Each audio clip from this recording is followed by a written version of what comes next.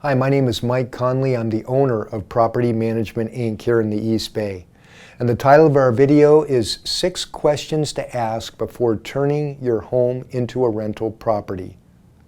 You know, throughout the day, I'm receiving calls from prospective owners saying, Mike, I'm interested in moving out of the house that I live in and turning it into a rental. And it would be very easy for me to say, great, that sounds like a great idea, but in good conscience, I run all of those prospective clients through these 6 questions because you need to ask them before turning your property into a rental.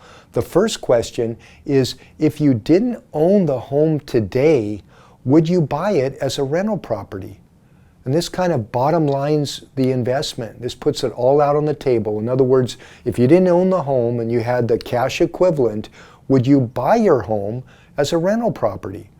Because maybe your home is too big or has too many amenities for a rental. Maybe it's in the wrong location. Maybe you'd be better off selling the home and buying a different kind of rental property. So that's a big question you need to ask. Second of all, how much will my net profit be per month? You've got your rental income, and subtract from that your mortgage, your property taxes, your insurance, your repairs and management, your HOA, and your vacancy factor of about 3% here in the East Bay. That's going to give you your net profit. You need to crunch those numbers.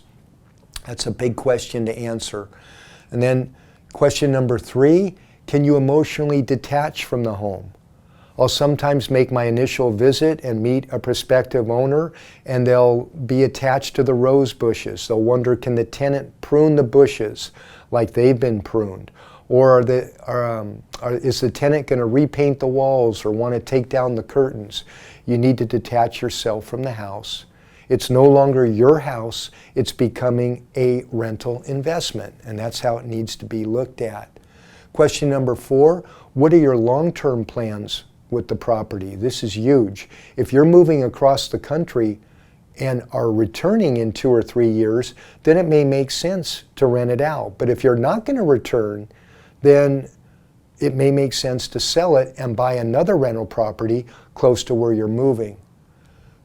Which leads to question number 5. How far away will you be? Are you moving across town, across the state, across the country? Where you're living geographically has a lot to do with whether or not the home is going to make sense as a rental. And then finally, what are the tax implications of the property? When you sell a home that you've been residing in, you're given a break by the IRS on your capital, on your gains that you're making on the sale of the property. You'll lose that tax break if you rent it out for longer than 2 years. So if you sell the home after it's been a rental for more than 2 years, you're losing that tax break. You're able to do another, it's called a 1031 exchange, make another investment in another rental property where you'll avoid any taxes, but you lose the ability to cash out. So that's a question you want to ask your accountant. So if you have any other questions regarding whether to rent your home out or not, give me a call. I'm Mike at 510-996-3238. Thanks and good luck.